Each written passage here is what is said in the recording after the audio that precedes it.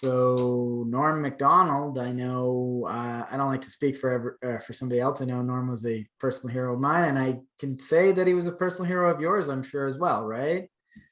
Norm Macdonald, what a legend. Let's just start off with that. What a legend. Hmm. This guy has been associated with us since we found out what comedy really was.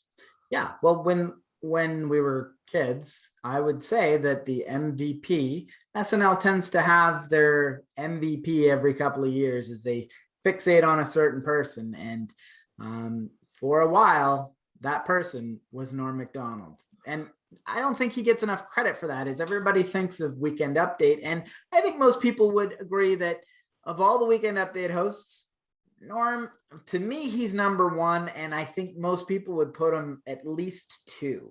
Some people might Okay. say some people have said they like Chevy Chase. Some people have said they like other personal people. And if Norm's not your favorite, like he is mine, I think that most people would say he's number two to them. Number one to me, one or two. That's pretty damn consistent to me.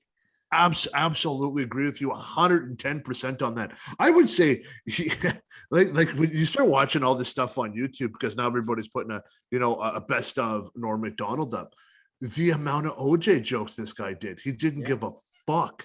And, He was and like, it was like Bill Clinton, Hillary Clinton, okay, OJ. You're like, oh my god. and the rumor is that's eventually what got him fired. I don't know how out there that is, but there are two rumors. One was that he was fired for not being funny enough, which is what Norm would tell people, but I don't believe that.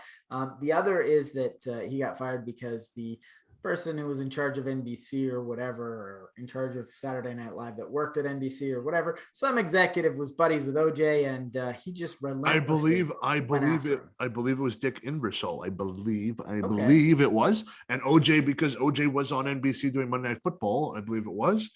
Got found guilt. Got found. All that Not shit guilty, happened. yeah. Not guilty, and then he couldn't come back. Obviously, OJ couldn't. But Mhm. Norm Macdonald was like, "Well, fuck you then," because I don't Mhm. think Lauren wouldn't have fired him, because Lauren was like, "No, we're good. I love him. I think it's funny." But the upper tops on that got him fired. Norm Macdonald, the guy was alive, and like you watch podcasts of him and you hear stories about him, he gives you the best information to like a Chris Farley story, his own stories.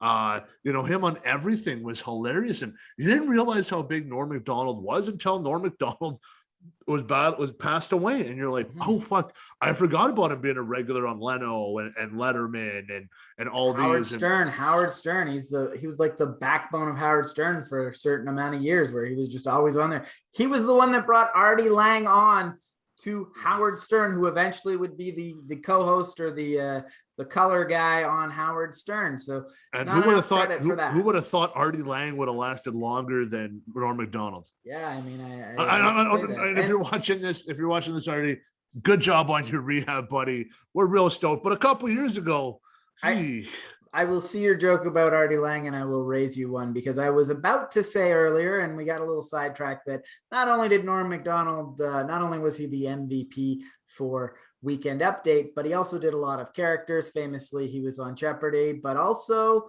he was the MVP for his Bob Dole impression, and Bob Dole has outlived Norm Macdonald. Bob Dole, Artie Lang, both have outlived it. We never would have thought of that. And I don't want to. We shouldn't be making these jokes.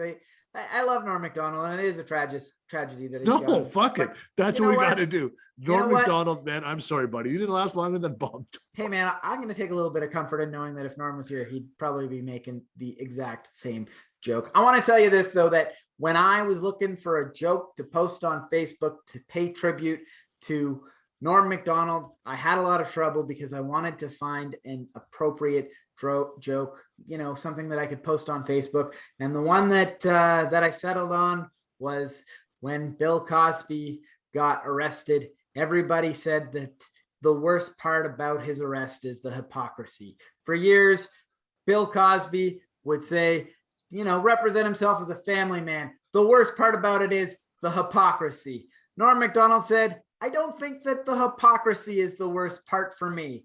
For me, it's the rape. For me, it's the lying. For me, it's the drugging. For me, all of these things are way above the hypocrisy, and the hypocrisy is way down here. But I don't know why everybody keeps saying that the hypocrisy is the worst. Dude, that's awesome. That is so true. Mhm. Oh my. That's awesome. Go ahead. Another thing that I really want to nail home about Norm, that I love about Norm as someone who has looked into comedy and tried to learn as much about it, a bit of a comedy nerd.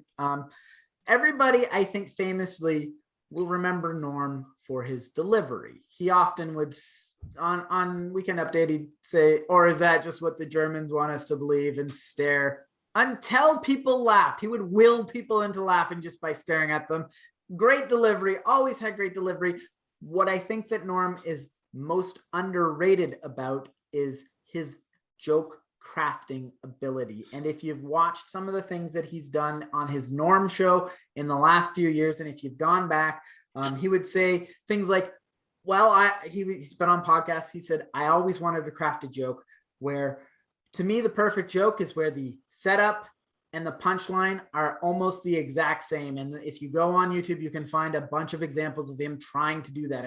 Every week he would step up on Weekend Update and give it another try, give it another try. It was like his workout room where he could try new things out. And also on his more recent shows, he would just write jokes out, perfectly crafted jokes, put them in a pile and have his guest on, and they would just take turns reading jokes that Norm had written. So like I said, Norm, famous for his delivery, very underrated for his ability to craft a joke. Because all of his jokes, if you read them, they're so well written. Every word needs to be there. Wonderful, incredibly talented, and he'll never get enough credit for that. Wow, dude, you hit the nail right on the head with Norm Macdonald.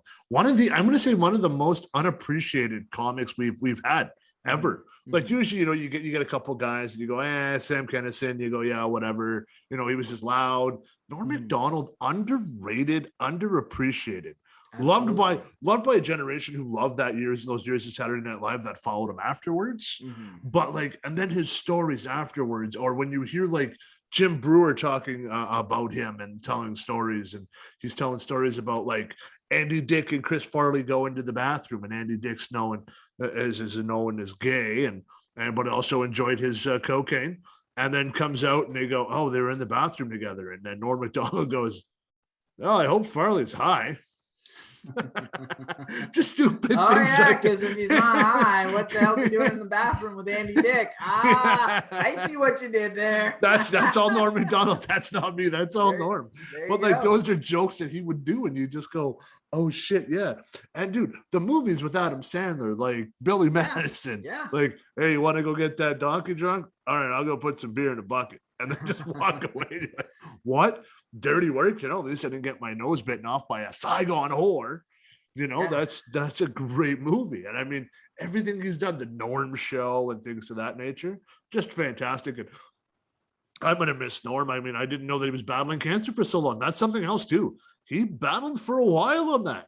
Well, that's the thing, that Norm has been battling cancer for 9 years, and he didn't tell anybody. He refused to tell anybody, and he's even said, and it's interesting because there's a clip that's been going around recently of him saying that I respect people who keep their battles more private, and I don't know if I'd necessarily agree with that, but that was his view. He never wanted his battle with cancer to detract from the comedy that he was making. He never wanted that sympathy laugh, and you got to respect a guy for that. But even before he got sick, I actually just last night watched one of his older specials, and it's on Crave if you want to check it out. And it starts with him saying the same thing, is pretty similar ideas. So respect a guy. I'm not sure that I agree with it. I think that if my loved ones were sick, I'd want to know, and I'd want to be there for them. He probably told his loved ones, but not his fans, I would think. Sure. And,